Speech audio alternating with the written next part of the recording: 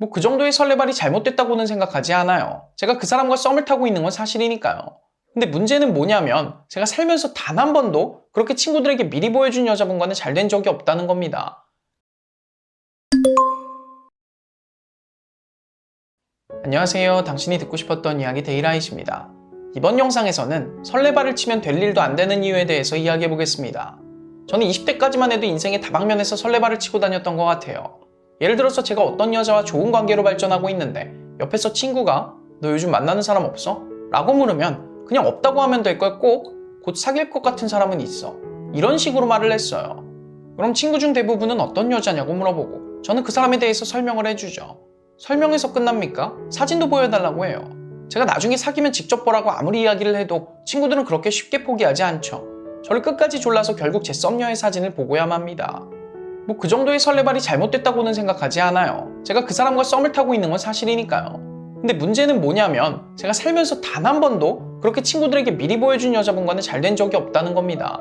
그렇게 친구들에게 그 여자분 이야기를 하고 얼마 못 가서 관계가 흐지부지 되거나 어떤 계기로 인해서 썸이 갑자기 끝나버리는 경우가 정말 많았어요.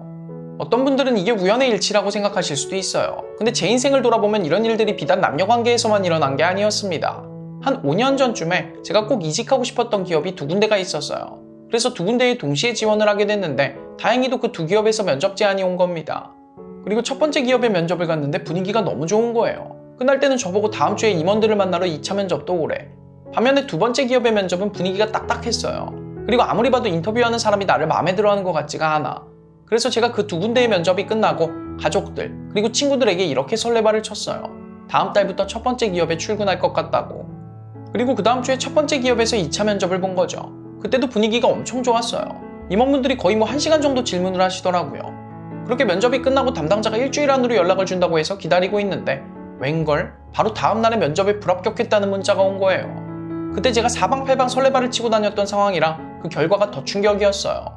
근데 그 와중에 두 번째 기업에서 2차 면접을 보러 오라고 연락이 온 겁니다. 제 입장에서는 그렇게 면접을 잘 봤다고 생각한 첫 번째 기업에 떨어졌기 때문에 진짜 하나도 기대하지 않고 두 번째 기업에 2차 면접을 보러 갔습니다. 어차피 떨어질 거라고 생각을 해서 답변 준비도 거의 안 했어요. 기억나는 건 제가 면접관들의 질문에 그냥 생각나는 대로 솔직하게 답을 했던 것 같아요. 그렇게 면접을 끝내고 집에 가려고 하는데 거기 인사 담당자가 저를 부르더니 내일 3차 면접을 오라는 거예요. 원래는 2차가 끝인데 인사부 관련 지원자는 대표님이랑 면접을 봐야 된대요. 그리고 다음날 대표님과 면접을 보고 그 기업에 합격했어요.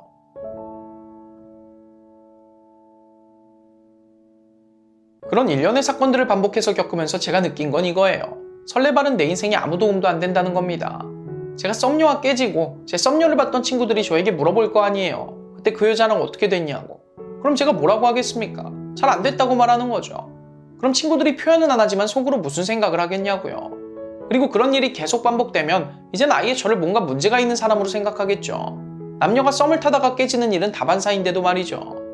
이래서 설레발은 필패라는 겁니다. 가만히 있었으면 중간이라도 갔을 것을 미리 설치고 다녀서 뭔가 실속 없는 사람이 돼버린 거잖아요. 남들은 썸 타다 안 깨집니까? 남들은 면접만 봤다 하면 다 합격해요? 아니잖아요. 근데 그걸 동네방네 소문내고 다니지 않았기 때문에 혹여나 일이 잘못돼도 남들 입에 오르내릴 일이 없는 거죠. 물론 설레발을 치는 사람의 입장도 이해합니다. 뭔가 내 상황을 자랑하고 싶기도 하고 또 나중에 일이 잘 되면 더 드라마틱하게 축하를 받고 싶어서 그런 거잖아요. 그 마음 제가 누구보다 잘 압니다. 근데 여러분, 설레발을 치면 될 일도 안 되더라고요. 왜 그런가 생각해봤더니 부담이 생겨서 그래요. 아니 이미 동네방네 소문을 다 내고 다녔는데 안 그런 척해도 속으로는 얼마나 부담이 되겠습니까?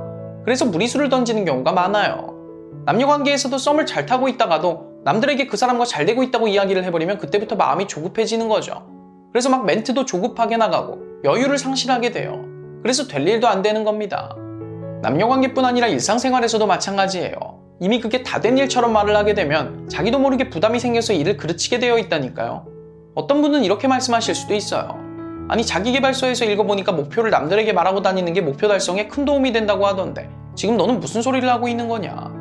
저는 그 말에는 동의합니다. 목표는 시각화를 시켜야 더 빨리 이룰 수 있어요. 그래서 자신의 목표를 남들에게 말하고 다닌다거나 어디에 써두는 게 도움이 되기도 하죠. 근데 그건 설레발하고는 전혀 다른 겁니다.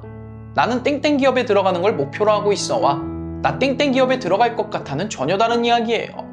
목표를 말하는 건 불확실함 안에 겸손이 깔려있고 설레발을 치는 건 불확실함 안에 자만이 깔려있으니까요. 그리고 대부분의 사람들은 자만을 보이는 사람을 응원하지 않게 되어 있어요. 그러니까 자기도 모르게 속으로 그 사람이 잘 안 되길 바라고 있다는 거죠. 그래서 그 사람이 결국 잘 안 됐다는 소식을 들으면 왠지 모를 고소함이 느껴지는 거예요. 물론 인격이 성숙한 사람들은 진심으로 안타까워해주겠지만요. 그러니까 이제부터는 그 어떤 일에도 설레발을 치지 말자고요. 오늘 들었듯이 설레발은 타인과의 관계에도, 그리고 나 자신에게도 전혀 도움될 게 없으니까요. 이번 이야기 여기서 마치겠습니다. 지금까지 데일라이쇼의 데일라이시였습니다.